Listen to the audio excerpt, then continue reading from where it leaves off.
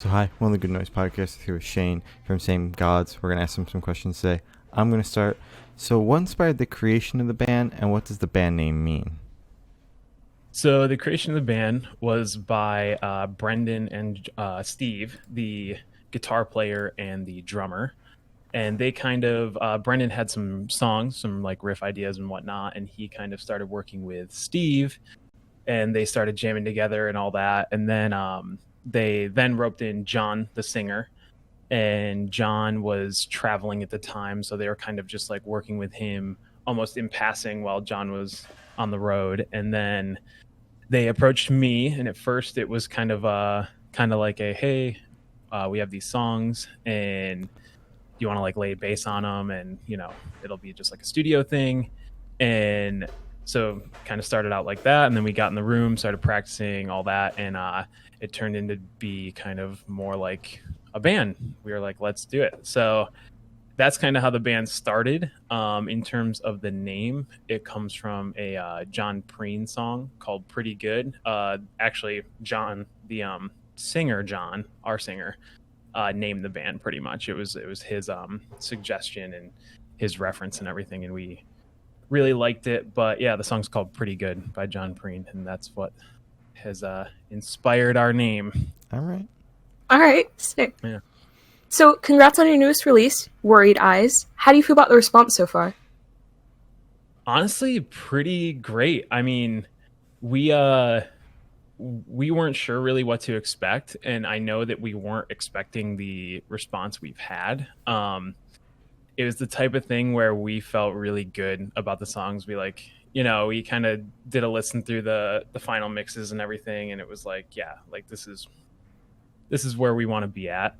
And since then, it's just been kind of so much more than any of us expected in terms of like just the good feedback, the listening numbers, like just how it's all kind of come together. Mm-hmm. So yeah, we definitely feel pretty good. Super thankful for that. So Yeah. I'm so happy to hear that. Yeah. So can you tell me a little bit about your writing process for that record? sure, yeah. I mean, I kind of mentioned it in terms of Brendan had some song ideas, but once they got into the studio and stuff, it was kind of like a team effort to kind of put flesh on the bones per se. And in terms of individual parts, we all kind of brought our parts to the table and then just like made them work with everything else. And we all come from like some different backgrounds, so I think having those different influences like really kind of made a cool combination. So yeah, that's kind of how it worked. Was started off with a skeleton, and then we all sort of group formed it. Okay. Sick. All right. So, where was your headspace while making the album then? Oh man. So my personal headspace, so around then there was like, I think my life was, there was a lot of changes happening. And I know that it kind of was I was listening to like a lot of Sleep and what else? Audio Slave, stuff like that, which actually ended up landing like perfectly in with our influence and everything. But uh yeah, I think we're all pretty, and Steve and I have joked about this, we're all pretty like long-winded, like thoughtful dudes. Um so it's a blessing and a curse really. But yeah, so I think we were kind of all just in the space of like creating something and having it be like super genuine. So yeah. All right. All right. So is there any backstory behind the name for the record that you can tell me about? Worried Eyes is, well, it's the I think it started off as the song Worried Eyes. If I remember this correctly, I don't think the album was called Worried Eyes. I think the song came before the album name. Mm-hmm. But yeah, I mean, some reflection on like the Worried Eyes track. It's definitely a like more solemn kind of heavy song. Mm-hmm. And I think it's just that feeling of actually my favorite lyric is on that track as well, in the whole record. But anyhow, I'll save that. But yeah, it came from the song. That the song came first, and we thought that in terms of like lyricism and sound and everything, we thought it just made sense to name the album after with that name rather than Mhm. any of the other ones. So Makes sense. All right. So, what would you do differently on your next release that you weren't able to do on this one? not have coronavirus. Yeah, that'd be a good one. Yeah. But what would we do differently? So I think in terms of the recording process, we really liked how it came together. But we kind of think it could have came together a little faster Mhm. in terms of from the beginning of production, when we're just like starting off like cutting demos to the final product. It was probably like 2 years. It was like a long time, or like 18 Yeah. months, something like that. And which is a super long time. And it was partially because, I mean, like I said, it started off as just like a studio thing. So I was doing Goodnight Forever. Steve owns a studio and, composes for a living. So that's what he's doing. John was doing, we were all just kind of, it was the type of thing where, hey, like, let's get together on Wednesday nights or something and do the thing. And so it wasn't like it wasn't like we were like, it has to be done by this date. Mhm. It just but I think now that it's more of we're out there and it's like an official thing, I think we'd like to sort of, when we go into production, be like, okay, like, let's cut these songs in like this amount of time and kind of have a more, I guess, consistent plan through it all, rather than Yeah. it being so like open-ended.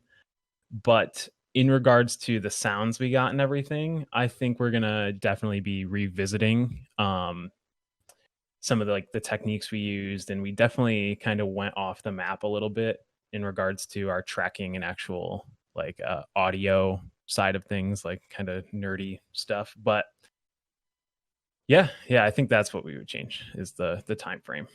Mhm. Okay. All right. Sick. So, what band influences do you think you can hear the most on the new record? Yeah, so personally, I think I hear Thrice a lot. I definitely hear a lot of Thrice influence, and I also, I mean, this whole thing is kind of like our I guess mission statement, you could say, was just having that like nostalgia from kind of like the 90s, like heavy rock grunge kind of thing, but spinning it to be a little more modern and not so like antiquated sounding. So I think a lot of the bands like Hum or Helmet or even Pearl Jam, Soundgarden, stuff like that, I think all that stuff sort of bleeds through into our sound. So yeah. Okay. Sick. So, is there a certain feeling you want your listeners to have while listening to the album? Yeah, I mean, well, I hope that people feel something, whether it's, happy or sad or wanting to, like, I don't know, throw their headphones or something. Hopefully not that one. Yeah. But yeah, I mean, I think we all want to hint on that like nostalgia feeling, like listening to something and being like, wow, like this band, sounds like when I was growing up or something. Mhm. Because I mean, I think I'm a little bit older than you guys, or I know I'm the youngest one in the band. I'm like 28, so I was 90s. So definitely that feeling of kind of like growing up, and also with a lot of the lyrics and stuff. It's a lot of like storytelling type lyrics, a lot of kind of solemn, like almost figuring it out, I'll say, like type lyrics. So yeah, definitely those emotions I feel like would resonate the best. But in terms of a listener, I mean, I hope they listen to it and just get something out of it, whether it's closure or, being related to that kind of thing. So Yeah. All right. So where do you see the band in the next 5 years? In the next 5 years, well, I know that we are planning on. So we're planning on recording our next single, probably by the end of the year. Whether it's, like I said, the whole COVID thing kind of makes it challenging, and we're bi-coastal. So I'm on the West Coast. The guys are on the East Coast. But I know that we'll say in the next year or so, travel depending, we're gonna cut another single. And in the next 5 years, I mean, we're definitely gonna probably have another album cycle in there. We're definitely gonna be considering live options and that sort of thing. So that's probably what the next 5 years looks for us, and hopefully 2 album cycles, because 5 years is a long time. So I hope we cut more than 1 album in 5 years. So All right. Yeah. Yeah. All right. All right. Sick. So for the last couple questions, we're actually going to shift away from music and go straight to death row. So if you're on death row, what would your last meal be with a drink? with a drink, my With a last drink. meal. Mhm. Well, I know the drink would be ginger beer. Oh, taste. Yeah. Yes, a bit huge ginger beer fan. So Same. Yeah. a connoisseur, I guess you could say. Mhm. Oh man, my last meal. It would probably be something like, I want to say like and sorry if anybody's like vegan, but like venison, like a venison tenderloin or something. Oh, yeah. Grew Yeah. up with venison, so something like that. Maybe what's another thing that I really like? Like a burrito. I don't know. All I right. love burritos. So Burritos are sick. Yeah. simple. Okay. Mhm. Different sides of the Salmon. I love spectrum. salmon. All right. Salmon? There's options. I think it would depend on my mood walking down death row. I would have to be like, man, I'm dying today. Like, I don't know. I'd have to be in that space of being like, that's what it is. Exactly. Yeah. I'm dying today. All right. So if you could live in one fictional world for a week, where would you live? Oh man, this is a good one. So I want to say it's between, like, I love the Destiny universe. I think Mhm. that's a pretty cool world to be in, but I'm leaning more heavily towards Jet Set Radio world, Okay. Very All cool. like I don't know, Wild Punks, Corrupt Police. All right. Not that doesn't already kind of happen. Let's be real, but it's just way cooler in Jet Set Radio. Yeah. Yeah. Exactly. And the exactly. Wild Punks win. So Exactly. Yeah. Sick. So I have the honor of asking the last question, and every single person that we have spoken to have said it's the most important question. What's Hit your it. favorite color? favorite color, green. Green? Do you have a specific shade? This shade actually. That shade? So like a forest green. Foresty, yeah. Yeah. Olive-y forest type.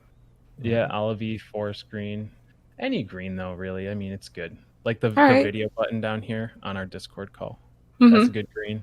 That's pretty good green. Lots of good greens. Lots of good greens. All right. Around, good color. All right. Mhm. So as Glory said, that's all the questions we have today. Is there anything you would like to plug? Yeah, I mean, definitely go give the record a spin. It's on all the streaming platforms, on Spotify, all that stuff. Just go ahead and search Same Gods and you will find it for sure. It's called Worried Eyes. So definitely go stream that and be on the lookout for a single from us in the coming, hopefully soon, in terms of like a year time. So that's probably what I have to plug. All right. Sick. Well, thank you for sitting down with us. This has been Shane from Same Gods and Really Good Noise Podcast.